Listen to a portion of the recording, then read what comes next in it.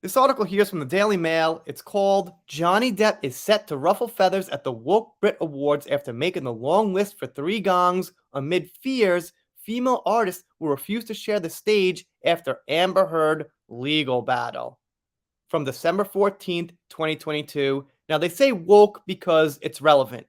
Because people on that side of the aisle, people living life through that lens, are against Johnny Depp. They have to be. It doesn't matter what Amber did or said or the facts or any of it. They're on Amber's side because she's a woman, and on their pyramid, women are higher than men. That's it. When I check a lot of Amber fans' Twitter accounts, they've got the usual I support the current thing icons. You know what they are. These are the people supporting Amber. So, of course, the Brit Awards are conforming to them and that crowd quite a bit. So, you could imagine a lot of that crowd will be there. And when Johnny comes on stage, they're probably not going to be happy. Those are the facts. So, in this case, I agree with the Daily Mail and how they're framing this article. Well, so far. Let's keep going. This could set the cat among the pigeons at an increasingly woke Brit Awards. I hear that Hollywood star Johnny Depp, scourge of feminists since his sordid court case with ex-wife Amber Heard featured claims of domestic abuse, has made the long list for not 1, not 2, but 3 music prizes thanks to his collaboration with veteran English guitarist Jeff Beck. It's a pretty good picture, by the way, there. Ah, nice. Depp would liven up an increasingly dull event, but the Amber Heard case means female artists would probably refuse to share the stage, an insider tells me. I mean, Johnny Depp and Jeff Beck are better than all of them put together. Just my personal speculation, but I'm sure I'm right. So I'd say get them off stage if they don't want to share the stage with someone who won a court case fair and square over 6 weeks in Virginia with a jury trial. Bye-bye. However, the fans there and the youth in Britain is probably following a lot of these female artists. So it's going to be kind of interesting. Obviously, I'm looking forward to seeing Johnny. I might check out the event just to see Johnny and only Johnny's part. So there will be fans like myself and maybe you out there. At this year's ceremony, the organizers abolished gender categories, such as Best Male Artist and Best Female Artist, to be as exclusive and as relevant as possible. Now, that's one thing you see I don't talk about on this channel because, well, I can't. If you don't know why I can't, then you've got to brush up, read up more, and find out what's going on the internet and things like that. Pop singer Sam Smith, who identifies as gender neutral, had previously said, "Music for me has always been about unification, not division. I look forward to a time where award shows can be reflective of the society we live in." Great. So the society we live in says Johnny Depp is innocent. Amber Heard defamed him and abused him.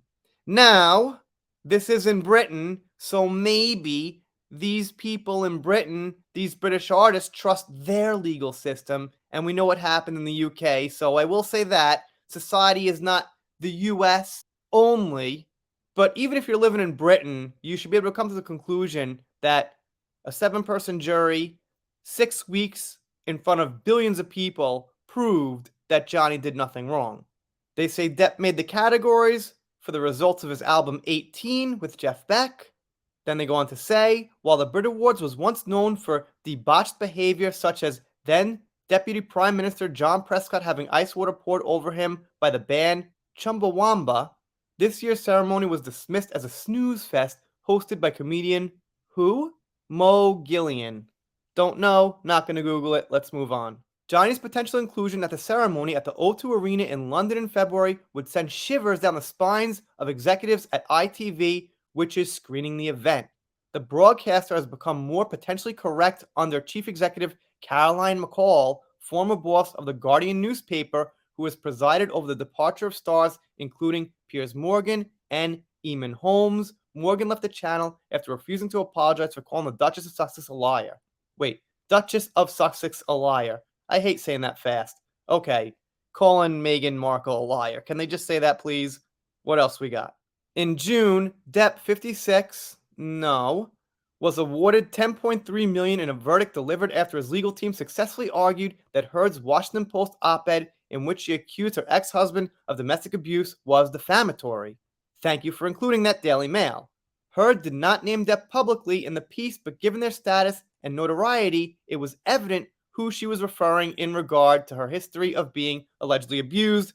Hey, exactly. So I would say this is a good article from the Daily Mail, and they also mentioned that Johnny was right about Kate Moss in this article. I clipped it out because we don't want to go down memory lane for every single little thing, but hey, the Daily Mail, I think, is spot on this one. So they are really a mixed bag of news. I see their trash articles, but then again, something like this is just spot on to me. I think they're right. Johnny will go to these awards. He's going to get very mixed reactions from the crowd, maybe even negative, because of the state of mind everyone's in there. Just like America, a lot of these shows went from great hits, a lot of people look forward to politically narrative and conformative and supporting the current thing. I haven't wrapped my head around this to think if it's negative or positive. Johnny doesn't really need it, to be honest. He's doing a lot of stuff. Every appearance is good and everything. But if it's like in such a hotbed area, I don't know. If I were Johnny, I'd say thanks, but no thanks, not my crowd. But we shall see. Let me know what you think down below. Doing shout outs, special thanks, things like that. Shout out to Cindy Bryden and Laura B. and Manson Cases, sending me stuff every day. And if you're not subscribed here, consider it. And if you don't, I'll be sad, but I'll get over it. See you next time.